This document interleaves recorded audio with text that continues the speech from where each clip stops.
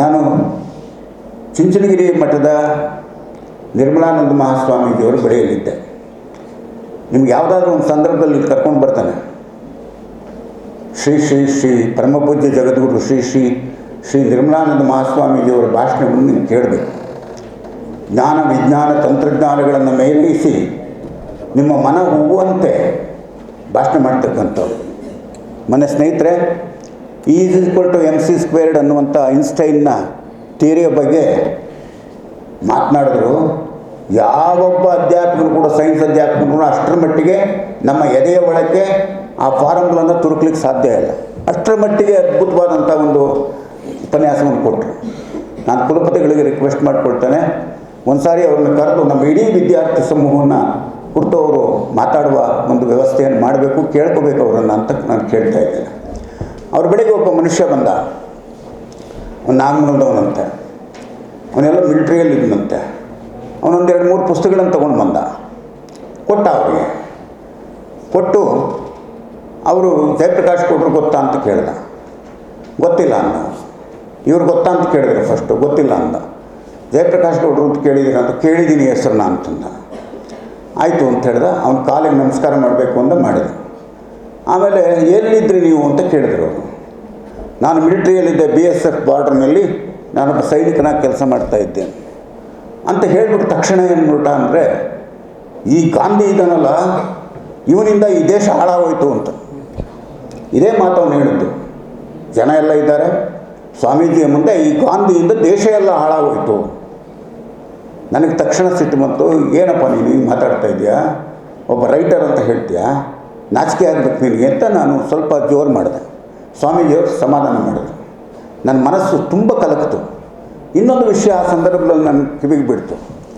ಒಬ್ಬ ಜೂನಿಯರ್ ಕಾಲೇಜಿನ ಪ್ರಿನ್ಸಿಪಾಲ್, ಆತ ಅವನ ಸ್ನೇಹಿತರ ಜೊತೆಯಲ್ಲಿ ಹೇಳ್ತಾ ಇದ್ದಂತೆ, ಅಶೋಕ ಕಳಿಂಗ ಯುದ್ಧವನ್ನು ಮಾಡಿದ ಮೇಲೆ ಭಾರತ ಗೆಲ್ಲೇ ಇಲ್ಲ ಎಲ್ಲುವೆ. ಅಶೋಕ ಕಳಿಂಗ ಯುದ್ಧವನ್ನು ಮಾಡಿ ಶಸ್ತ್ರಾಸ್ತ್ರವನ್ನು ತ್ಯಜಿಸಿದ ಮೇಲೆ ಎಲ್ಲಿಯೂ ಅವನು, ಆಮೇಲೆ ಭಾರತ ಎಲ್ಲಿಯೂ ಕೂಡ ಗೆಲ್ಲಿಲ್ಲವಂತೆ. ನನಗೆ ಎಷ್ಟು ನಾಚಿಕೆ ಆಯಿತು ಅಂತ ಹೇಳಿದರೆ, ಅದಕ್ಕೆ ಮುಂಚೆ ಸ್ವಾತಂತ್ರ್ಯ ಚಳುವಳಿಯನ್ನು ತಗೊಳ್ಳೋಣ. ಎಷ್ಟು ಜನ ಶಸ್ತ್ರಾಸ್ತ್ರಗಳನ್ನು ಹಿಡಿದು ಹೋರಾಟ ಮಾಡಿದ್ರು? ಝಾನ್ಸಿ ರಾಣಿ ಲಕ್ಷ್ಮೀಬಾಯಿ ಇದ್ದಾಳೆ, ಕಿತ್ತೂರು ರಾಣಿ ಚೆನ್ನಮ್ಮ ಇದ್ದಾಳೆ, ಮೊಘಲರು ಇಂಗ್ಲೀಷ್ನರ ವಿರುದ್ಧವಾಗಿ ಹೋರಾಟ ಮಾಡಿದ್ರು. ಆಮೇಲೆ ಸಿರಾಜುದ್ದೀನ್ ಪ್ಲಾಸ್ಟಿಕ್ ಕದನ ವೆಸ್ಟ್ ಬೆಂಗಾಲ್ನಲ್ಲಾಯಿತು. ಮೈಸೂರಿನ ಟಿಪ್ಪು 3 ಯುದ್ಧಗಳಲ್ಲಿ ಸೋತ. ಎಷ್ಟು ಕಡೆ ಯುದ್ಧಗಳಾದವು. ಬ್ರಿಟಿಷರನ್ನು ಈ ದೇಶದಿಂದ ಓಡಿಸಬೇಕು ಅಂತ ಪ್ರಯತ್ನ ಮಾಡಿದಂಥವರು ಎಷ್ಟು ಜನ ಹೋರಾಟ ಮಾಡಿದ್ರು? 1857ರಲ್ಲಿ ಸಿಪಾಯಿ ದಂಗೆ ಅಂತ ಕರೆಸಿಕೊಟ್ರು. ಅದನ್ನು ಸ್ವಾತಂತ್ರ್ಯ ಸಂಗ್ರಾಮದ ಪ್ರಥಮ ಸ್ವಾತಂತ್ರ್ಯ ಸಂಗ್ರಾಮ ಅಂತ ಕರೀತಾರೆ. ಎಲ್ಲ ಧರ್ಮದವರು, ಎಲ್ಲ ಜಾತಿಯ ಸಿಪಾಯಿಗಳು ಭಾಳ ಗುಟ್ಟಾಗಿ ಸೇರಿಕೊಂಡು 1857ರ ಸಂದರ್ಭದಲ್ಲಿ ಒಟ್ಟಾರೆ ಇಂಗ್ಲೀಷ್ನವ್ರ ಮೇಲೆ ದಾಳಿ ಮಾಡಬೇಕು ಅಂತ ಪ್ರಯತ್ನ ಮಾಡಿದಾಗ ಧರ್ಮವನ್ನು ಮುಂದೆ ಮಾಡಿ ಅದನ್ನು ವಿಫಲಗೊಳಿಸಿದ್ರು. ಬ್ರಿಟಿಷ್ ಸೈನಿಕರ ಅಸ್ತ್ರಗಳಿಗೆ ಮುಸ್ಲಿಮರ ಶಸ್ತ್ರಾಸ್ತ್ರಗಳಿಗೆ ಗೋವಿನ ಕೊಬ್ಬನ್ನು ಸವರಿದ್ರು. ಹಾಗೆಯೇ ಗೋವಿನ ಕೊಬ್ಬನ್ನು ಹಿಂದೂಗಳ ಶಸ್ತ್ರಾಸ್ತ್ರಗಳಿಗೆ, ಹಾಗೆ ಮುಸ್ಲಿಮರ ಶಸ್ತ್ರಾಸ್ತ್ರಗಳಿಗೆ ಹಂದಿಯ ಕೊಬ್ಬನ್ನು ಸವರಿದ್ರು. ಅಲ್ಲಿ ಒಡಕನ್ನು ಉಂಟು ಮಾಡಿದ್ರು. 1850ರ ಯುದ್ಧ ಆದಮೇಲೆ, ಅದು ವಿಫಲ ಆದಮೇಲೆ ನಮ್ಮ ಜನ ಯೋಚನೆ ಮಾಡಲಿಕ್ಕೆ ಶುರು ಮಾಡಿದ್ರು. ಯಾಕೆ ನಾವು ಸೋಲ್ತಾ ಇದ್ದೀವಿ? ಕಾರಣ ಏನು? ಕಾರಣ ಏನು ಅಂದರೆ, ನಮ್ಮಲ್ಲಿ ಅನೈಕ್ಯತೆ ಇದೆ. ಎಂಥ ಅನೈಕ್ಯತೆ? ಧಾರ್ಮಿಕವಾಗಿ ಅನೈಕ್ಯತೆ ಇದೆ, ಜಾತಿಯ ಅನೈಕ್ಯತೆ ಇದೆ, ಪ್ರಾದೇಶಿಕ ಅನೈಕ್ಯತೆ ಇದೆ. ಅವತ್ತು ಭರತಖಂಡ ಹರಿದು ಹಂಚೋಗಿದ್ದು ನಿಮಗೆಲ್ಲ ಗೊತ್ತಿದೆ. ಹಲವು ಭಾಗಗಳಾಗಿ ಹಲವು ರಾಜರು ಹಲವು ಕಡೆ ಆಳ್ತಾ ಇದ್ದರು. ಆದ್ದರಿಂದ ನಾವೆಲ್ಲ ಒಟ್ಟಾಗದ ಹೊರತು ರಾಷ್ಟ್ರೀಯ ಕಲ್ಪನೆ ಎನ್ನುವಂಥದ್ದು ಬಂದದ್ದೇ ಆಗ, ರಾಷ್ಟ್ರೀಯ ಭಾವನೆ ಅಂತ ಬಂದದ್ದೇ ಆಗ. ನಾವು ಒಟ್ಟಾಗದೆ ಹೋದರೆ, ಜಾತಿ ಮತವನ್ನು ಮರೆತು ಧರ್ಮಗಳನ್ನು ಮರೆತು ಒಟ್ಟಾಗದೆ ಹೋದರೆ ನಾವು ಈ ಬ್ರಿಟಿಷರನ್ನ ಓಡಿಸ್ಲಿಕ್ಕೆ ಸಾಧ್ಯ ಇಲ್ಲ ಅನ್ನುವಂಥದ್ದು ಬರಲಿಕ್ಕೆ ಶುರು ಮಾಡ್ತು. ಆಗ ಗೋಪಾಲಕೃಷ್ಣ ಗೋಖಲೆ ಮುಂತಾದವರು ಸೇರಿಕೊಳ್ತಾರೆ. ಲಾಲಾ ಲಜಪತ್ ರಾಯ್, ಬಾಲಗಂಗಾಧರ ತಿಲಕ್ ಇವರೆಲ್ಲ ಬರ್ತಾರೆ. ಅಷ್ಟೊತ್ತಿಗೆ 1800 ಸಂದರ್ಭದಲ್ಲಿ 1905 ಅಂತ ಕಾಣಿಸುತ್ತೆ ಗಾಂಧೀಜಿ ಪ್ರವೇಶ ಮಾಡ್ತಾರೆ.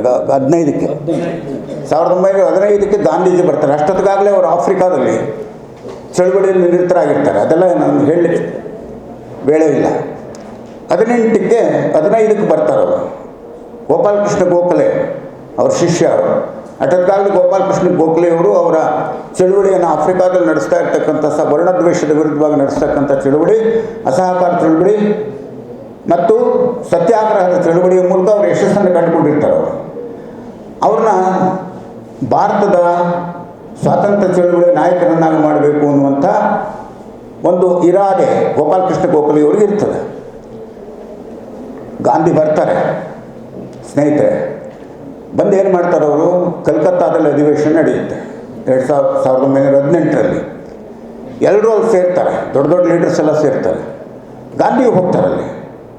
ಗಾಂಧಿ ಹೋದವರು ಏನು ಮಾಡ್ತಾರೆ, ಎಲ್ಲರೂ ಅಧಿವೇಶನದಲ್ಲಿ ಭಾಗಿಯಾಗಿರ್ತಾರೆ. ಗಾಂಧಿ ಏನು ಮಾಡ್ತಾರೆ ಗೊತ್ತಾ, ಆ ಅಧಿವೇಶನದ ಸುತ್ತ ಇರ್ತಕ್ಕಂಥ ವರಾಂಡಗಳಿರ್ತಾವಲ್ಲ, ಅಲ್ಲೆಲ್ಲ ಗಲೀಜಾಗಿರ್ತದೆ, ಮಲಮೂತ್ರಗಳು ಬಿದ್ದಿರ್ತದೆ. ಈತ ಒಂದು ಪೊರಕೆಯನ್ನು ತಗೊಂಡು, ಒಂದು ಬಾಣಲಿಯನ್ನು ತಗೊಂಡು, ಬುಟ್ಟಿಯನ್ನು ತಗೊಂಡು ಅದನ್ನು ಸುತ್ತ ಇರ್ತಕ್ಕಂಥ ಪ್ರದೇಶವನ್ನು ಶುಚಿಗೊಳಿಸ್ತಾ ಇರ್ತಾರೆ. ಅಲ್ಲಿಯ ನಾಯಕರಿಗೆಲ್ಲ ಹೊರಗಡೆ ಬಂದಾಗ ಆಶ್ಚರ್ಯ ಆಗುತ್ತೆ, ಯಾರೀತ? ಯಾಕಂದರೆ ನಮ್ಮಲ್ಲಿ ಕೆಲಸದ ಬಗ್ಗೆ ನಾವು ಒಂದು ರೀತಿಯಾದಂಥ ನಾವು ಅಹಮ್ಮನ್ನು ಇಟ್ಕೊಂಡಿರ್ತೀವಿ. ನಾನು ಜವಾನ, ನಾನು DC, ನಾನು AC, ನಾನು ಕುಲಪತಿ, ಈ ಒಂದು ಭಾವನೆಗಳು ನಮ್ಮ ತಲೆಗೆ ತುಂಬಿಕೊಂಡಿರ್ತವೆ. ನಾವ್ಯಾಕೆ ಬೆನ್ನು ಹೊಡಿಬೇಕು, ನಾವ್ಯಾಕೆ ಕಸ ಗುಡಿಸ್ಬೇಕು ಅಲ್ವಾ? ಓದಂಥವ್ರು SLC ಓದ್ಬಿಟ್ರೆ ಮುಗಿದೋಯ್ತು ನಮ್ಮ ಹಳ್ಳಿಗಳಲ್ಲಿ. ಎಮ್ಮೆ ಮೇಯ್ಸಕ್ಕೆ ಹೋಗುವಾಗಿಲ್ಲ, ಕುರಿ ಮೇಯ್ಸಕ್ಕೆ ಹೋಗುವಾಗಿಲ್ಲ, ಮೈ ತೊಳೆಯುವಾಗಿಲ್ಲ. ಈ ಈ ಈ ಈ ಭಾವನೆಗಳನ್ನು ನಾವು ರೂಢಿಸ್ಕೊಂಡ್ಬಿಟ್ಟಿದ್ದೀವಿ. ಆದರೆ ಗಾಂಧಿ ಏನು ಮಾಡ್ತಾನೆ, ಅಷ್ಟೊತ್ತಿಗಾಗಲೇ ಆಫ್ರಿಕಾದಲ್ಲಿ ಅವನು ಗೆಲುವನ್ನು ಪಡ್ಕೊಂಡಿರ್ತಾನೆ. ಆತ ಸುತ್ತಲಿನ ಪ್ರದೇಶವನ್ನು ಸ್ವಚ್ಛಗೊಳಿಸ್ತಾ ಇರ್ತಾನೆ. ಇದರಿಂದ ಏನನ್ನಿಸುತ್ತೆ ಅಂದರೆ, ಗಾಂಧಿ ಸಾಮಾನ್ಯರ ರೀತಿಯಲ್ಲಿ ಬದುಕೋದಕ್ಕೆ ಪ್ರಯತ್ನ ಮಾಡ್ತಾನೆ. ಮೊದಲು ಗಮನ ಸೆಳೀತಾರೆ ಸಿಂಪ್ಲಿಸಿಟಿ. ನೋಡಿ, ಇವತ್ತು ಕೂಡ ನಮ್ಗೆ ಏನು ಅಂದ್ಕೊಂಡಿದ್ದೀವಿ ಅಂದರೆ, ಹಣ ಇದ್ದರೆ ಮಾತ್ರ ನಮಗೆ ಗೌರವ ಕೊಡ್ತಾರೆ ಅಂತ ಅಂದ್ಕೊಂಡಿದ್ದೀವಿ. ಖಂಡಿತ ಇಲ್ಲ. Simplicity is the best ornament in life. ಇವತ್ತಿಗೂ ಕೂಡ ಸರಳವಾಗಿ ಬದುಕ್ತಕ್ಕಂಥವ್ರನ್ನ, ನೋಡ ಎಷ್ಟು ಚೆನ್ನಾಗಿದ್ದಾನೆ, ಎಷ್ಟು ಸರಳವಾಗಿ ಬದುಕ್ತಾನೆ. ನಾವು ಹಿಂದ್ಗಡೆ ಸಲಾ ಮಾಡಿರ್ತೀವಿ ದೊಡ್ಡ ದೊಡ್ಡ ಕಾರುಗಳಲ್ಲಿ ಬರ್ತಕ್ಕಂಥವ್ರಿಗೆ, ಬಡ್ಡಿ ಮಗ ಎಲ್ಲಿ ನೋಡೋದು ಕಾಣೆ ಅಲ್ವಾ? ದೊಡ್ಡ ಬಂಗ್ಲೋ, 1 ಎಕರೆಯಲ್ಲಿ ಬಂಗ್ಲೋ ಕಟ್ಬಿಟ್ಟಿರ್ತಾನೆ ನಿಂತ್ಕೊಂಡು ನಿಮ್ಮನ್ನು ಕರ್ಕೊಂಡೋಗಿ ನಿಲ್ಲಿಸ್ತೀನಿ ನಾನು. ಅವ್ನು ಸ್ವಂತ ದುಡ್ದೇ ಕಟ್ಸಿರಲಿ ಸರ್, ನೀವೆಲ್ಲ ದುಡ್ಡು ಹೊಡೆದ್ಬಿಟ್ಟಿರ್ಬೇಕು ಸರ್, ಇಲ್ಲ ಹೆಂಗೆ ಸರ್ ಕಟ್ಟಲಿಕ್ಕಾಗತ್ತೆ? ಅಂದರೆ ಯಾವಾಗಲೂ ಕೂಡ ಈ ಮಹತ್ತಾದದ್ದನ್ನು, ಅಂದರೆ ಈ ಈ ಈ ಬೃಹತ್ತಾದದ್ದನ್ನು ತಿರಸ್ಕರಿಸ್ತೇವೆ. ಎಲ್ಲಿ ಸರಳತೆ ಇರ್ತದೋ, ಎಲ್ಲಿ ಸಜ್ಜನಿಕೆ ಇರ್ತದೋ, ಅದನ್ನು ನಾವು ಆರಾಧಿಸ್ತೇವೆ. ಗಾಂಧಿ ಅಲ್ಲಿ ಹೊರಹೊಮ್ಮುತ್ತಾರೆ. ನೋಡಿ ಸ್ನೇಹಿತರೆ, ಗಾಂಧಿ ಈ ದೇಶಕ್ಕೆ ಸ್ವಾತಂತ್ರ್ಯವನ್ನು ತಂದು ಕೊಟ್ಟ ಮರಿಬಾರದು. ಶಸ್ತ್ರಾಸ್ತ್ರಗಳನ್ನು ಹಿಡಿದಾನೆ. ನೋಡಿ, ಶಸ್ತ್ರಾಸ್ತ್ರಗಳನ್ನು ಹಿಡಿದಾನೆ. ಸತ್ಯಾಗ್ರಹವನ್ನು ಮತ್ತು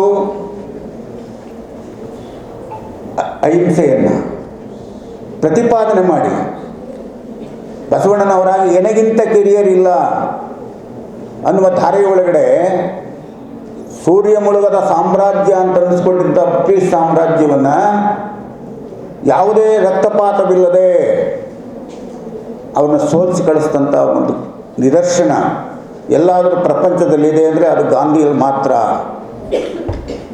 ಅಂದಮೇಲೆ ಗಾಂಧಿ ಗೆಲ್ಲಿಲ್ವಾ? ಯಾರ ಕೈಲೂ ಸಾಧ್ಯ ಆಗದೆ ಇರ್ತಕ್ಕಂಥ ಶಸ್ತ್ರಾಸ್ತ್ರಗಳನ್ನು ಹಿಡಿದು ಹೋರಾಟ ಮಾಡಿದಂಥ ಅನೇಕ ಮಂದಿಯನ್ನು ಹಿಂದಕ್ಕೆ ಸರಿಸಿ ಶಸ್ತ್ರಾಸ್ತ್ರಗಳನ್ನು ಹಿಡಿದೇನೆ ಶತ್ರುಗಳ ಹೃದಯವನ್ನು ಪರಿವರ್ತನೆ ಮಾಡೋದ್ರ ಮೂಲಕ ಸ್ವಾತಂತ್ರ್ಯವನ್ನು ಈ ದೇಶಕ್ಕೆ ರಕ್ತರಹಿತವಾಗಿ ತಂದುಕೊಟ್ಟಂಥ ಗಾಂಧಿಯನ್ನು ನಾವು ಎಷ್ಟು ಕೇವಲವಾಗಿ ಕಾಣ್ತಾ ಇದ್ದೇವೆ. ನನಗೆ ಭಾಳ ಸಂಕಟ ಏನಾಯಿತು ಅಂದರೆ, ಯಾಕೆ ಇದೆಲ್ಲ ಅರೇಂಜ್ ಮಾಡಬೇಕು ಅಂತ ನಾನು ಅವನ್ನ ಕೇಳ್ಕೊಳ್ತಾ ಇದ್ದೇನೆ ಅಂತಂದರೆ, ಈ ದೇಶದಲ್ಲಿ ಸ್ವಾತಂತ್ರ್ಯಕ್ಕಾಗಿ ಹೋರಾಟ ಮಾಡಿದಂಥವರು ಭಾಳ ಜನ ಇದ್ದಾರೆ. ಗಾಂಧಿ ಒಬ್ಬರೇ ಹೋರಾಟ ಮಾಡಿಲ್ಲ. ಅಂಬೇಡ್ಕರ್ ಈಕ್ವಾಲಿಟಿಯ ಬಗ್ಗೆ, ಇವರು ಫ್ರೀಡಮ್, ಸ್ವಾತಂತ್ರ್ಯ ಬರಲಿ ಅಂತ ಇದ್ದರು. ಅಂಬೇಡ್ಕರ್ ಅದಕ್ಕೆ ಈಕ್ವಾಲಿಟಿ ಎನ್ನುವ ಶಬ್ದವನ್ನು ಸೇರಿಸಿದರು. ಸವರ್ಣೀಯರ ದಬ್ಬಾಳಿಕೆಯನ್ನು ತಳ್ಳಾಕಿ ನಾವು ಸಮಾನತೆಯನ್ನು ಕಂಡುಕೊಳ್ಬೇಕು ಅನ್ನುವಂಥ ಮಾತನ್ನು ಹೇಳಿದರು.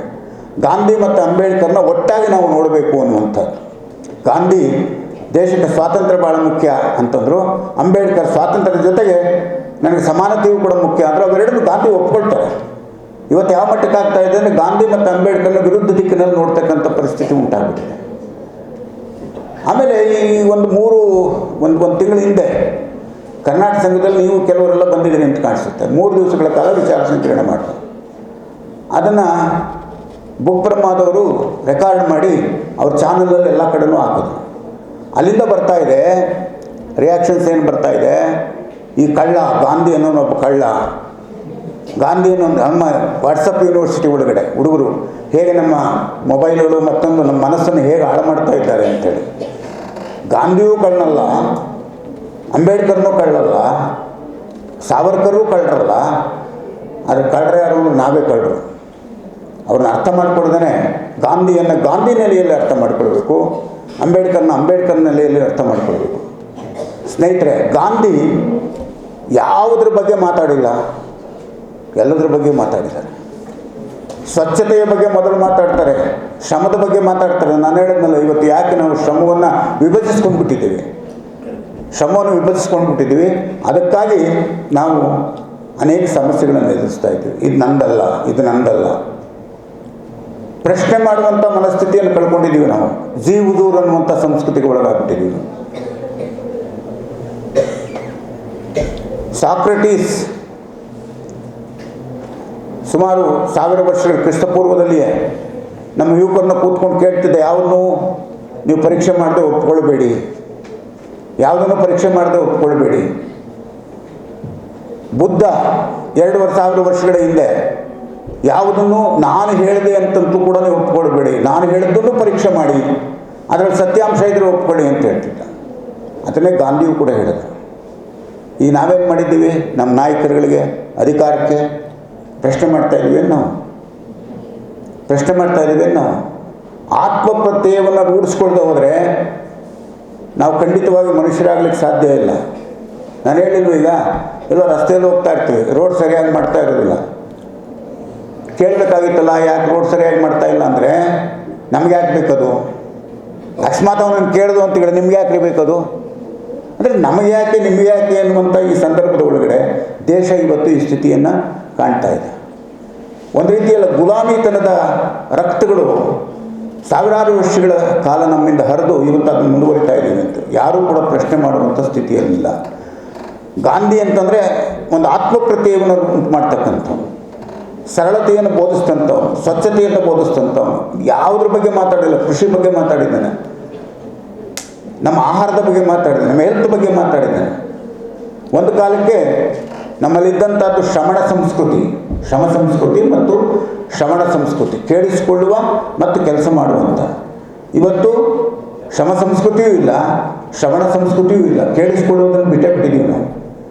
ನಮ್ಮ ಕಾಲೇಜುಗಳಲ್ಲಿ ಇವತ್ತು ಯಾರಾದರೂ ಒಂದು ಭಾಷಣ ಮಾಡಿ ಅಂತಾರೆ, ಅಯ್ಯೋ ಬೇಡಪ್ಪ ಗಲಾಟೆ ಮಾಡ್ತಾ ಇರ್ತಾರೆ ಅಂತ. ಕೇಳಿಸಿಕೊಳ್ಳುವ ಪ್ರವೃತ್ತಿಯನ್ನು ಬಿಟ್ಬಿಟ್ಟಿದ್ದೀವಿ ನಾವು. ನೀವು ಕೇಳಿಸ್ಕೊಳ್ಳದೆ ಹೋದರೆ, ಇನ್ನೊಬ್ಬರ ಮಾತುಗಳನ್ನು ಕೇಳಿಸ್ಕೊಳ್ಳದೆ ಹೋದರೆ ನೀವು ಒಳಕ್ಕೆ ಅದನ್ನು ತೆಗೆದುಕೊಳ್ಳೋದಕ್ಕಾಗೋದಿಲ್ಲ. ಒಳಗೆ ತೆಗೆದುಕೊಳ್ಳದೆ ಹೋದರೆ ಚಿಂತನೆ ಮಾಡೋದಕ್ಕಾಗೋದಿಲ್ಲ. ಚಿಂತನೆ ಮಾಡ್ತಾ ಇದ್ದರೆ ನಾವು ಸರಿಯಾದ ಹಾದಿಯಲ್ಲಿ ನಡೆಯೋದಕ್ಕಾಗೋದಿಲ್ಲ. ಹಾಗಾಗಿ ಕೇಳಿಸಿಕೊಳ್ಳುವ ಪ್ರವೃತ್ತಿಯನ್ನು ಬಿಟ್ಬಿಟ್ಟಿದ್ದೀವಿ. ನಮ್ಮಲ್ಲಿ ಭಾಳ ಇತ್ತು ಹಿಂದೆ. ಇವತ್ತು ನಮ್ಮ ಹಳ್ಳಿಗಳಲ್ಲಿ ಏನಾಗಿದೆ, ಹಾಳೂರು ಅನ್ನುವ ಕವಿತೆಯನ್ನು, ಕುವೆಂಪು ಅವರ ಹಾಳೂರು ಅನ್ನುವ ಕವಿತೆಯನ್ನು ನೀವು ಓದಿ ಗೊತ್ತಾಗುತ್ತೆ.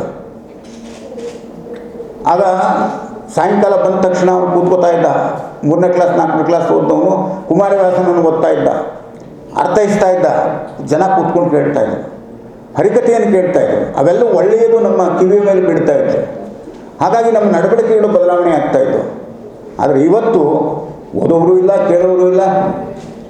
ವಾಕ್ ಸ್ವಾತಂತ್ರ್ಯ ಅನ್ನೋದನ್ನು ಇವತ್ತು ನಮ್ಮ ಇಷ್ಟ ಬಂದಂಗೆ ಮಾಡಿಕೊಡ್ತಾ ಇದ್ದೀವಿ. ಅಭಿವ್ಯಕ್ತಿ ಸ್ವಾತಂತ್ರ್ಯ ನಿಜ, ಹಕ್ಕುಗಳು ನಾವು ಕೇಳಬೇಕು, ಹಕ್ಕುಗಳು. ಕರ್ತವ್ಯಗಳು ಕರ್ತವ್ಯಗಳನ್ನು ಮರೆತು ಬಿಟ್ಟಿದ್ದೀವಿ ನಾವೇನು ಮಾಡಬೇಕು?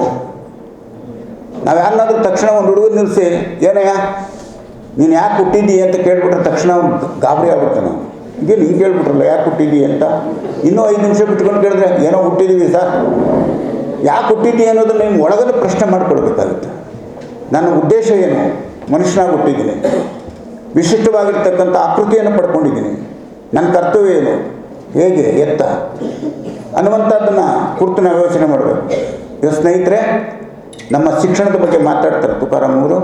ಮಂಡ್ಯ ವಿಶ್ವವಿದ್ಯಾಲಯವು ಕೂಡ ತುಂಬ ಹೆಸರನ್ನು ಮಾಡ್ತದೆ ಮತ್ತು ಗಾಂಧಿ ವಿಚಾರಧಾರೆಗಳು ಕೂಡ ನಾಡಿನ ಬೇರೆ ಬೇರೆ ಕಡೆಗೂ ಕೂಡ ಪ್ರಚಾರ ಆಗಲಿಕ್ಕೆ ಕಾರಣ ಆಗ್ತದೆ. ಇದ್ರ ಜೊತೆಗೆ ನಾನು ನಿಮ್ಮ ಕುಲಪತಿಗಳಾಗಿರ್ತಕ್ಕಂಥ ಶಿವಚಿತ್ತಪ್ಪನವ್ರನ್ನ ನಾನು ಮನಸಾರೆ ಅಭಿನಂದಿಸ್ತೇನೆ. ಮಂಡ್ಯ ವಿಶ್ವವಿದ್ಯಾಲಯವನ್ನು, ಅದರಲ್ಲಿಯೂ ಮಂಡ್ಯ ವಿಶ್ವವಿದ್ಯಾಲಯ ಇರಬೇಕೇ ಬೇಡವೇ ಎನ್ನುವಂಥ ಒಂದು ಸಂದಿಗ್ಧ ಪರಿಸ್ಥಿತಿ ಇರುವಾಗ ಅದನ್ನು ಅಚ್ಚುಕಟ್ಟಾಗಿ ನಡೆಸ್ಕೊಂಡು ಹೋಗ್ತಾ ಇರ್ತಕ್ಕಂಥ ಮತ್ತು ಯಾವುದೇ ವಿಶ್ವವಿದ್ಯಾಲಯಕ್ಕೂ ಕಡಿಮೆ ಇಲ್ಲದ ಹಾಗೆ ಈ ವಿಶ್ವವಿದ್ಯಾಲಯವನ್ನು ನಡೆಸ್ತಾ ಇರ್ತಕ್ಕಂಥ ಸರಳರು ಸಜ್ಜನರು ಆಗಿರ್ತಕ್ಕಂಥ ಶಿವಚಿತ್ತಪ್ಪನವ್ರನ್ನ ನಾನು ನಿಮ್ಮೆಲ್ಲರ ಪರವಾಗಿ ಅಭಿನಂದಿಸಿ, ಅವರು ಪ್ರಭಾರ ಹುದ್ದೆಯಿಂದ ಅವರು ಶಾಶ್ವತವಾಗಿರ್ತಕ್ಕಂಥ ಕುಲಪತಿಗಳಾಗಕ್ಕೆ ನಾವೆಲ್ಲರೂ ಕೂಡ ಅವರಿಗೆ ಒಕ್ಕೊರಲಿನಿಂದ ಪ್ರಾರ್ಥಿಸೋಣ ಮತ್ತು ಒಕ್ಕೊರಲಿನಿಂದ ಪ್ರಯತ್ನಿಸೋಣ ಅನ್ನೋ ಮಾತನ್ನು ಕೂಡ ಈ ಸಂದರ್ಭದಲ್ಲಿ ಹೇಳ್ತಾರೆ. ಏಕೆಂದರೆ ಶಿವಚಿತ್ತಪ್ಪನವ್ರು ನಾನು ನೋಡಿದಾಗೆಲ್ಲ ನನಗೆ ಬಸವಣ್ಣವರ ಒಂದು ಮಾತು ಜ್ಞಾಪಕ ಬರ್ತದೆ. ಇವನಾರವ ಇವನಾರವ ಇವನಾರವ ಎಂದೆನಿಸದಿರಯ್ಯ, ಇವ ನಮ್ಮವ ಇವ ನಮ್ಮವ ಇವ ನಮ್ಮವ ಎಂದೆನಿಸಯ್ಯ. ಇದು ಭಾಳ ಅರ್ಥವಂತಾದಂಥ ಮಾತು. ಇನ್ನು ಪ್ರೇಮ್ ಸಿಂಗ್ ಅವರಿಗೆ ಸನ್ಮಾನ ಮಾಡುವಾಗ, ಗಾರ ಹಾಕುವಾಗ ನೀವೆಲ್ಲರೂ ಎಷ್ಟು ಉತ್ಸಾಹದಲ್ಲಿ ಚಪ್ಪಾಳೆ ತಟ್ಟಿದ್ರು ನೋಡಿ. ಸಿಕ್ಕಾಪಟ್ಟೆ ಕರತಾಡನ ಆಯಿತು. ಅದು ಸಾಮಾನ್ಯ ಮನುಷ್ಯರಾಗಿದ್ದರೆ ನಾವು ಅಸೂಯೆಯನ್ನು ಪಟ್ಕೊಳ್ಬೇಕು. ಅರೆ ನಮಗೆ ಹಾರ ಹಾಕುವಾಗ ಚಪ್ಪಾಳೆ ಸಣ್ಣದಾಗಿ ಬಂತು, ಆದರೆ ಪ್ರೇಮ್ ಸಿಂಗ್ ಅವರಿಗೆ ಚಪ್ಪಾಳೆ ಹಾಕುವಾಗ ಜೋರಾಗಿ ಚಪ್ಪಾಳೆ ಹೊಡಿತಾ ಇದ್ದಾರೆ ಅಂದಾಗ ಶಿವಚಿತ್ತಪ್ಪನವ್ರು ಹೇಳಿದ್ರು, ವಿ ಸಿ ಅವರು ಹೇಳಿದ್ರು, ಅವ್ರ ಮೇಷ್ಟ್ರುಗಳು ಅವ್ರ ವಿದ್ಯಾರ್ಥಿಗಳೇ ಇಲ್ಲಿದ್ದಾರೆ ಅಂತ. ಅದಕ್ಕೆ ಕಾರಣ ಏನು ಅಂದರೆ ಇವ ನಮ್ಮವ ಇವ ನಮ್ಮವ ಇವ ನಮ್ಮವ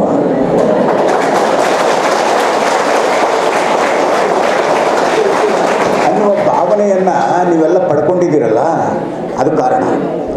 ಹಾಗೆಯೇ ಇವತ್ತಿನ ನಮ್ಮ ಬದುಕಿಗೆ ಕಾರಣವಾಗ್ತಕ್ಕಂಥ, ನಮ್ಮ ಬದುಕಿನ ಶ್ರೇಯಸ್ಸಿಗೆ ಕಾರಣವಾಗ್ತಕ್ಕಂಥ ಎಲ್ಲರನ್ನೂ ಇವ ನಮ್ಮವ ಇವ ನಮ್ಮವ ಇವ ನಮ್ಮವ ಅಂತ ಅನ್ನಿಸ್ಕೊಳ್ಬೇಕು. ಈ ಕಾಲೇಜು ನಮ್ಮದು, ಈ ವಿಶ್ವವಿದ್ಯಾಲಯ ನಮ್ಮದು, ಇಲ್ಲಿ ಕೂತಿರ್ತಕ್ಕಂಥ ಚೇರ್ ನಮ್ಮದು, ಇಲ್ಲಿ ಕೂತಿರ್ತಕ್ಕಂಥ ಕುರ್ಚಿ ನಮ್ಮದು ಅನ್ನುವಂಥ ಭಾವನೆಯನ್ನು ಇಟ್ಕೊಂಡ್ರೆ 10 ವರ್ಷ ಬರ್ತಕ್ಕಂಥ ವಸ್ತುಗಳು 100 ವರ್ಷಗಳು ಬಳಕೆ ಆಗ್ತವೆ, 100 ವರ್ಷ ಬಾಳ್ತವೆ.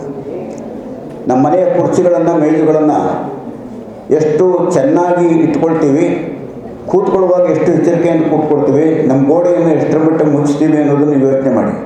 ಆದರೆ ಕಾಲೇಜಿಗೆ ಬಂದ ತಕ್ಷಣ ಇದು ನಮ್ಮದಲ್ಲ ಅಂದ ತಕ್ಷಣ ಗೋಡೆಯನ್ನು ಮನಸ್ಸಿಗೆ ಬಂದಾಗೆ ಪೆನ್ನಲ್ಲೋ ಪೆನ್ಸಿಲ್ನಲ್ಲೋ ಗೀಜಾಕ್ತೀವಿ, ಅಥವಾ ನಮ್ಮ ಕಾಲನ್ನು ಕೊಟ್ಕೊಳ್ತೀವಿ ಹಿಂದುಗಡೆಗೆ. ಅದು ಯಾಕೆ ಅಂದರೆ ಅದು ನಮ್ಮದಲ್ಲ ಅನ್ನುವಂಥದ್ದು.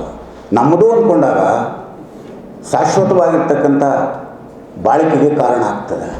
ನಮ್ಮ ಮನಸ್ಸನ್ನು ಯಾವಾಗಲೂ ಕೂಡ ಇದು ನಮ್ಮದು ಇದು ನಮ್ಮದು ಇದು ನಮ್ಮದು ಅನ್ನುವಂಥ ಭಾವನೆಯನ್ನು ಬೆಳೆಸ್ಕೊಳ್ಬೇಕು. ಇವತ್ತು ಯಾಕೆ ನಮ್ಮಲ್ಲಿ ಅಸಹನೆ ಉಂಟಾಗ್ತಾ ಇದೆ? ಸಾಮಾನ್ಯವಾಗಿ 2 ಮಾತುಗಳನ್ನು ನೀವು ಕೇಳ್ತೀರಿ. ಯಾರಿಗೆ ಬೇಕು? ಇವತ್ತು ಬಹುತೇಕರು, ವಿದ್ಯಾರ್ಥಿಗಳು ಮಾತ್ರವೇ ಅಲ್ಲ, ಬಹುತೇಕ ಯುವಕರು, ಬಹುತೇಕ ಅಧ್ಯಾಪಕರು ಎಲ್ಲರೂ ಕೂಡ ನಮಗೆ ಯಾಕೆ ಬೇಕು, ಯಾಕೆ ಬೇಕು, ಯಾರಿಗೆ ಬೇಕು, ಇದನ್ನು ಕಟ್ಕೊಂಡು ಏನಾಗಬೇಕು, ಅಯ್ಯೋ ಇದಾಗತ್ತಾ? ಈ ಈ ಈ ನೆಗೆಟಿವ್ ಆಸ್ಪೆಕ್ಟ್ ಇದೆಯಲ್ಲ, ಈ ಋಣಾತ್ಮಕವಾಗಿರ್ತಕ್ಕಂಥದ್ದು, ಧನಾತ್ಮಕವಾಗಿರ್ತಕ್ಕಂಥ ಭಾವನೆಯಲ್ಲ. ಋಣಾತ್ಮಕವಾಗಿರ್ತಕ್ಕಂಥ ಈ ಭಾವನೆಗಳು ನಮ್ಮ ದೇಶವನ್ನು ಹಿಂದಕ್ಕೆ ತಳ್ತಾ ಇದೆ, ನಮ್ಮ ಅಭಿವೃದ್ಧಿಯನ್ನು ಹಿಂದಕ್ಕೆ ತಳ್ತಾ ಇದೆ, ನಮ್ಮ ರಾಷ್ಟ್ರೀಯ ನಾಯಕರ ಬಗ್ಗೆ ನಮ್ಮ ಗೌರವವನ್ನು ಇಟ್ಕೊಳ್ಳೋದಾಗ ಆಗಿದೆ, ಅಥವಾ ಅವರನ್ನು ಪ್ರಶ್ನೆ ಮಾಡಿ ಸರಿದಾರಿಗೆ ತೆಗೆದುಕೊಂಡು ಹೋಗೋದಕ್ಕೆ ಸಾಧ್ಯ ಆಗದೇ ಇರತಕ್ಕಂಥ ಪರಿಸ್ಥಿತಿ ಉಂಟಾಗಿದೆ. ಅದರಿಂದ ನಾವು ಯಾವಾಗಲೂ ಕೂಡ ಋಣಾತ್ಮಕವಾದಂಥ ಅಭಿಪ್ರಾಯಗಳನ್ನು ಇಟ್ಕೊಳ್ದೇನೆ ಮನಸ್ಸಿನಲ್ಲಿ ಧನಾತ್ಮಕವಾದಂಥ ಪಾಸಿಟಿವ್ನಿಂದ ನೆಗೆಟಿವ್ ಕಡೆಗೆ ಹೋಗಬೇಕು. ನಾವು ಭಾಳ ಜನ ನೆಗೆಟಿವ್ ಕಡೆಯಿಂದ ಪಾಸಿಟಿವ್ ಹೋಗ್ತೀವಿ. ಕೆಲವರು ಇರ್ತಾರೆ, ಸಿನಿಕ್ ಆ್ಯಟಿಟ್ಯೂಡ್ ಅಂತ ಕರಿತೇವೆ ನಾವು. ನಾನು ನಿಮ್ಮ ಮುಂದೆ ನಾನು ಹಿಮಾಲಯ ಪರ್ವತ ತಂದು ಬಿಸಾಕ್ಬಿಟ್ಟಿದ್ದೀನಿ ಕಣೆ ಅಂತಂದರೆ ನೀವು ಕುತೂಹಲ ತಗೊಳ್ರಿ, ಹಿಮಾಲಯ ಪರ್ವತ ತಂದಿದ್ದಾನಂತೆ ತಾಳ ಮರೆ ಅದೇನು ನೋಡೋಣ ಅನ್ನುವಂಥ ಭಾವನೆ ಇರಬೇಕು ನಿಮಗೆ. ಆದರೆ ಭಾಳಷ್ಟು ಜನರಲ್ಲಿ ಏನಾಗಿದೆ, ಹಿಮಾಲಯ ಪರ್ವತನ ತರಲಿಗಳು ಅದೇನಾಗಬೇಕಾಗಿರೋದು ನಮಗೆ ಅಂತ ಯೋಚನೆ ಮಾಡಲ್ಲ ನಾವು. ಹಿಮಾಲಯ ಪರ್ವತ ಅಂದ್ರೆ ಏನು, ಅದನ್ನು ತರೋದು ಅಂದ್ರೇನು, ಅದನ್ನು ಈ ಮನುಷ್ಯನ ಕೈಯಲ್ಲಿ ಸಾಧ್ಯವಾಗತ್ತೆ ಅಂತನ್ನುವಂಥದ್ದು ಭಾವನೆ ಬಂದರೆ ಕುತೂಹಲ ಬರ್ತದೆ. ಅದಿಲ್ಲದೆ ಹೋದರೆ ಎಲ್ಲವೂ ಸಾಯ್ತದೆ. ಇವತ್ತು ಆ ಪರಿಸ್ಥಿತಿಯಲ್ಲಿ ನಾವೆಲ್ಲ ಇದ್ದೇವೆ. ನನಗಿವತ್ತು ತುಂಬ ಹೆಮ್ಮೆ ಅನ್ನಿಸ್ತಾ ಇದೆ ಇಲ್ಲಿ ನಿಂತ್ಕೊಂಡು ಮಾತಾಡಲಿಕ್ಕೆ. 1966ರಿಂದ 70ರವರೆಗೆ ನಾನು ಈ ಕಾಲೇಜಿನ ವಿದ್ಯಾರ್ಥಿಯಾಗಿದ್ದೆ. 1 ವರ್ಷದ PUC ಇದ್ದಾಗ 3 ವರ್ಷದ ಡಿಗ್ರಿ BSc ಮಾಡಿ 66ರಿಂದ 70ರವರೆಗಿದ್ದೆ. ಇದೇ ಕಾಲೇಜಿನಲ್ಲಿ ನಾನು 66ರಿಂದ 70ರವರೆಗೆ ಅಂದರೆ ಸುಮಾರು 50-60 ವರ್ಷಗಳ ಹಿಂದೆ ವಿದ್ಯಾರ್ಥಿಯಾಗಿ ನಿಮ್ಮಾಗೆ ಕೂತ್ಕೊಳ್ತಾ ಇದ್ದೆ. ಇವತ್ತು ಈ ಕಾಲೇಜು ಬೆಳೆದಿರ್ತಕ್ಕಂಥದ್ದನ್ನು ನೋಡಿದ್ರೆ ನನಗೆ ತುಂಬ ಹೆಮ್ಮೆ ಅನಿಸುತ್ತೆ. ಮತ್ತು ನಾನು ಈ ವಿಶ್ವವಿದ್ಯಾಲಯದಿಂದ ಗೌರವ ಡಾಕ್ಟರೇಟ್ಗೆ ಭಾಜನನಾದೆ ಕಳೆದ ವರ್ಷ ಅನ್ನುವಂಥದ್ದು ನಿಮಗೆಲ್ಲ ಗೊತ್ತಿದೆ. ಇದನ್ನು ಯಾಕೆ ಹೇಳ್ತಾ ಇದ್ದೇನೆ ಅಂದರೆ ಹೆಮ್ಮೆಯಿಂದ ಹೇಳ್ತಾ ಇದ್ದೀನಿ, ಅದು ಜಂಬದಿಂದ ಹೇಳ್ತಾ ಇಲ್ಲ. ನೀವೆಲ್ರಿಗೂ ಅರ್ಥ ಆಗಬೇಕದು. ಈ ಕಾಲೇಜಿನಲ್ಲಿ ಓದಿದಂಥ ಒಬ್ಬ ವ್ಯಕ್ತಿ ನಮ್ಮ ವಿಶ್ವವಿದ್ಯಾಲಯ ಕೊಡಮಾಡುವಂಥ ಒಂದು ಗೌರವ ಡಾಕ್ಟರೇಟ್ ಯಾಕೆ ಕೊಡ್ತಾರೆ? ಒಬ್ಬ ಸಾಹಿತಿಗೆ, ಬರವಣಿಗೆ ಕ್ಷೇತ್ರದಲ್ಲಿ ಕೆಲಸ ಮಾಡ್ತಾ ಇರ್ತಕ್ಕಂಥವನಿಗೆ, ಸಾಮಾಜಿಕ ಕ್ಷೇತ್ರದಲ್ಲಿ ಕೆಲಸ ಮಾಡ್ತಾ ಇರ್ತಕ್ಕಂಥವನಿಗೆ, ಯಾವುದಾದ್ರೂ ವಿಶಿಷ್ಟವಾಗಿರ್ತಕ್ಕಂಥ ಸಾಧನೆಗಳನ್ನು ಮಾಡಿರ್ತಕ್ಕಂಥ ವ್ಯಕ್ತಿಗಳಿಗೆ ಗೌರವ ಡಾಕ್ಟರೇಟನ್ನು ಕೊಡ್ತಾರೆ. ಹಾಗಾಗಿ ನನಗೆ ಗೌರವ ಡಾಕ್ಟರೇಟನ್ನು ಕೊಡುವುದರ ಮೂಲಕ ನಿಮ್ಮ ಕುಲಪತಿಗಳು ಮತ್ತು ಅವರ ಸಿಂಡಿಕೇಟ್ ಸದಸ್ಯರು ನನ್ನಲ್ಲಿ ಆತ್ಮವಿಶ್ವಾಸವನ್ನು ಹೆಚ್ಚಿಸಿದ್ದಾರೆ. ಇನ್ನಷ್ಟು ಸಾಂಸ್ಕೃತಿಕವಾಗಿರ್ತಕ್ಕಂಥ ಕಾರ್ಯಗಳನ್ನು ಮಾಡಬೇಕು ಅನ್ನುವಂಥ ಭಾವನೆಯನ್ನು ನನ್ನ ದಟ್ಟವಾಗಿ ಬೇರೂರಿಸಿದ್ರಲ್ಲ, ಅದಕ್ಕಾಗಿ ಈ ವಿಶ್ವವಿದ್ಯಾಲಯಕ್ಕೆ ನಾನು ಋಣಿಯಾಗಿದ್ದೇನೆ. ಮತ್ತು ತುಂಬ ಹೆಮ್ಮೆಯಿಂದ ನಿಮಗೆಲ್ಲ ಯಾಕೆ ಹೇಳ್ತಾರೆ, ನೀವು ಕೂಡ ನಾನು ಒಂದಲ್ಲ ಒಂದು ದಿನ ಇವರ ಹಾಗೆಯೇ ಒಂದು 50-60 ವರ್ಷಗಳ ಮೇಲೆ, 30-40 ವರ್ಷಗಳ ಮೇಲೆ ನನಗಿಂತಲೂ ಬೇಗನೆ ಗೌರವ ಡಾಕ್ಟರೇಟನ್ನು ಪಡ್ಕೊಂಡು ನಾನು ಕೂಡ ಇಲ್ಲಿ ನಿಂತು ಮಾತಾಡಬೇಕು ಅನ್ನುವಂಥ ಆತ್ಮಪ್ರತ್ಯಯವನ್ನು ನೀವು ರೂಢಿಸ್ಕೊಳ್ಬೇಕು ಅನ್ನುವಂಥ ಕಾರಣಕ್ಕಾಗಿ ಈ ಮಾತುಗಳನ್ನು ಹೇಳ್ತಾ ಇದ್ದೇನೆ. ಸ್ನೇಹಿತರೆ, ಇವತ್ತು ನೋಡಿ, ಇನ್ನೊಂದು ಮಾತನ್ನು ಹೇಳಿ ಆನಂತರ 1-2 ಮಾತು ಹೇಳ್ತೇನೆ.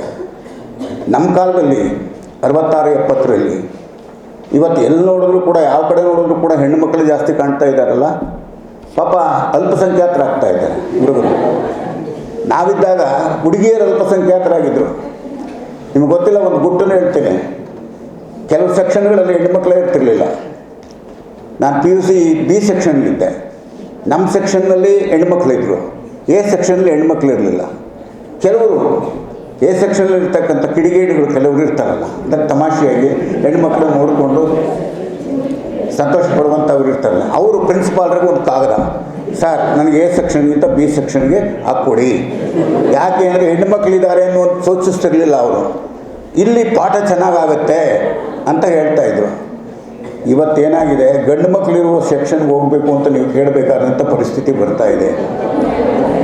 ನನಗೆ ಭಾಳ ಎಲ್ಲ ಕಡೆ ಹೋಗ್ತಾ ಇದ್ದೀನಿ ನಾನು. ಮೊನ್ನೆ ಅಕಮಾರಿ ಯೂನಿವರ್ಸಿಟಿಗೆ ಹೋಗಿದ್ದೆ, ಮತ್ತು ಕೆಲವು ಕಾಲೇಜುಗಳಿಗೆ ಹೋಗ್ತೀನಿ, ಹೈಸ್ಕೂಲ್ಗಳಿಗೆ ಹೋಗ್ತೀನಿ. ನಿನ್ನೆ KR ಸಾಗರದ ಪದವಿ ಪೂರ್ವ ಕಾಲೇಜಿಗೆ ಹೋಗಿದ್ದೆ. ಅಲ್ಲೂ ಕೂಡ ಗಂಡು ಮಕ್ಕಳು ಎಲ್ಲೋ ಬೆಳವಣಿಗೆ ಎಷ್ಟು, ಯಾಕೆ ಈಗ ಆಗ್ತಾಯಿಲ್ಲ? ಎಲ್ಲೋದ್ರು ನಮ್ಮ ಹುಡುಗರು ಪರ್ಸೆಂಟೇಜ್ ಏನಾದರೂ ಕಡಿಮೆ ಆಗಿಬಿಡ್ತಾ? ಏಕೆಂದರೆ ಹೆಣ್ಣಿನ ಭ್ರೂಣ ಹತ್ಯೆ ಮಾಡ್ತಾ ಇದ್ದಾರೆ ಮಂಡ್ಯ ಜಿಲ್ಲೆಯಲ್ಲಿ ಅಂತೇಳಿ ಕೂಗಾಗ್ತಾ ಇದ್ದೀವಿ.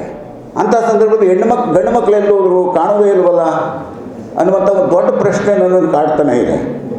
ಅದು ಸಂತೋಷದ ವಿಷಯ. ಗಾಂಧೀಜಿಯ ಆಶಯ, ಸ್ವಾತಂತ್ರ್ಯ ಬಂದ ನಂತರದ ಗಾಂಧೀಜಿಯ ಆಶಯ, ಜನನಾಯಕರ ಆಶಯ, ನಮ್ಮ ಹೆಣ್ಣು ಮಕ್ಕಳು ಕೂಡ ಇಡೀ ಪ್ರಪಂಚದ ಆಶಯವೇ. ಗಂಡು ಹೆಣ್ಣಿನ ನಡುವೆ ಭೇದವನ್ನು ಎಣಿಸಬಾರ್ದು, ಸಮಾನವಾದಂಥ ಹಕ್ಕುಗಳನ್ನು, ಸಮಾನವಾದಂಥ ಅವಕಾಶಗಳನ್ನು ಹೆಣ್ಣು ಮಕ್ಕಳಿಗೂ ಕಲ್ಪಿಸಬೇಕು ಅನ್ನುವಂಥ ಒಂದು ಪ್ರಜ್ಞೆ ನಾಗರಿಕ ಪ್ರಪಂಚಕ್ಕೆ ಬಂದ ಮೇಲೆ ಅದನ್ನು ಎಷ್ಟು ಚೆನ್ನಾಗಿ ಉಪಯೋಗಿಸ್ಕೊಳ್ತಾ ಇದ್ದೀರಿ ನೀವು ಅಂತಂದರೆ, ಗಂಡು ಮಕ್ಕಳನ್ನು ಕೂಡ ಮೀರಿಸಿ ನೀವು ಎಲ್ಲ ಕ್ಷೇತ್ರದಲ್ಲಿ ಬರ್ತಾಯಿದ್ದೀರಿ. ನನಗೆ ತಮಾಷೆ ಅಂತಂದರೆ 74ರ ದಶಕದಲ್ಲಿ ನಾನು ಮೇಸ್ಟ್ರಾಗಿ ಬಂದು ಹೊಸದ್ರಲ್ಲೂ ಕೂಡ PS ಕಾಲೇಜ್ ಇಂಜಿನಿಯರಿಂಗ್ ಕಾಲೇಜಲ್ಲಿ ಹೆಣ್ಣುಮಕ್ಕಳು ಸಿವಿಲ್ ಡಿಪಾರ್ಟ್ಮೆಂಟಲ್ಲಿ ಇರಲೇ ಇಲ್ಲ. ಈಗ ಸಿವಿಲ್ಗೂ ಹೋಗ್ತಾರೆ, ಮೆಕ್ಯಾನಿಕಲ್ಗೂ ಹೋಗ್ತಾರೆ, ಎಲ್ಲರಿಗೂ ಹೋಗ್ತಾರೆ. ಇವತ್ತು ಹೆಣ್ಣು ಮಕ್ಕಳು ಪ್ರವೇಶ ಮಾಡದೇ ಇರ್ತಕ್ಕಂಥ ಕ್ಷೇತ್ರಗಳೇ ಇಲ್ಲ. ಇದು ನಮ್ಮ ಗಂಡು ಮಕ್ಕಳು ಅರ್ಥ ಮಾಡ್ಕೊಳ್ಳಿ ಅಂತ ಈ ಮಾತನ್ನು ಹೇಳ್ತಾ ಇದ್ದೀನಿ. ಫೋಟೋಗ್ರಾಫರ್ ಆಗಿದ್ದಾರೆ, ಮೆಟ್ರೋ ಓಡಿಸ್ತಾ ಇದ್ದಾರೆ, ಬಸ್ ಓಡಿಸ್ತಾ ಇದ್ದಾರೆ, ಬಸ್ ಚಾಲಕರಾಗಿದ್ದಾರೆ, ರೈಲ್ವೆ ಪೈಲಟ್ಸ್ಗಳಾಗಿದ್ದಾರೆ, ರೈಲು ಓಡಿಸ್ತಕ್ಕಂಥ ಚಾಲಕರಾಗಿದ್ದಾರೆ. ಎಲ್ಲ ಕ್ಷೇತ್ರಗಳನ್ನು ವ್ಯಾಪಿಸ್ಕೊಂಡಿದ್ರಲ್ಲ. ಇದು ಭಾರತಕ್ಕೆ ಒಂದು ದೊಡ್ಡ ಬದಲಾವಣೆ ಅಂತ. ಇನ್ನೂ ಒಂದು ಮಾತನ್ನು ಮುಂದುವರೆದು ಹೇಳಬೇಕಂದ್ರೆ, ಎಲ್ಲಿ ಹೆಣ್ಣು ಮಕ್ಕಳು ಕೆಲಸ ಮಾಡ್ತಾ ಇದ್ದಾರೋ ಅದರಲ್ಲಿ 100ಕ್ಕೆ 90 ಭಾಗ ಅಲ್ಲಿ ಅಚ್ಚುಕಟ್ಟುತನವನ್ನು ಕಾಣ್ತೇವೆ ಎನ್ನುವಂಥದ್ದು. ಇನ್ನೂ ಸ್ವಲ್ಪ ಮಟ್ಟಿಗೆ ಪ್ರಾಮಾಣಿಕತೆ, ಈ ಭ್ರಷ್ಟಾಚಾರ ಮುಕ್ತವಾಗಿರ್ತಕ್ಕಂಥ ಮನಸ್ಸು ಹೆಣ್ಣು ಮಕ್ಕಳಲ್ಲಿ ಜಾಸ್ತಿ ಇದೆ ಎನ್ನುವಂಥದ್ದು ಒಂದು ಸಂತೋಷದಾಯಕವಾಗಿರ್ತಕ್ಕಂಥ ವಿಚಾರ. ಅದನ್ನು ನೀವು ಬೆಳೆಸ್ಕೊಳ್ಬೇಕು. ನಿಮ್ಮ ಜೊತೆಯಲ್ಲಿರ್ತಕ್ಕಂಥವ್ರ ಮುಂದೆ ಮದುವೆಯಾಗಿ ನಿಮ್ಮ ಗಂಡನನ್ನು ಕೂಡ ಸರಿಯಾದ ದಾರಿಯಲ್ಲಿ ಹೋಗಬೇಕು ಅಂತ ಒತ್ತಾಯ ಮಾಡ್ತಕ್ಕಂಥ ಒಂದು ಮನಸ್ಥಿತಿಯನ್ನು ನೀವು ಬೆಳೆಸ್ಕೊಳ್ಬೇಕು ಅನ್ನೋ ಕಾರಣಕ್ಕಾಗಿಯೇ ದೊಡ್ಡ ದೊಡ್ಡವ್ರನ್ನೆಲ್ಲ ಓದಬೇಕು ಅಂತಾರೆ.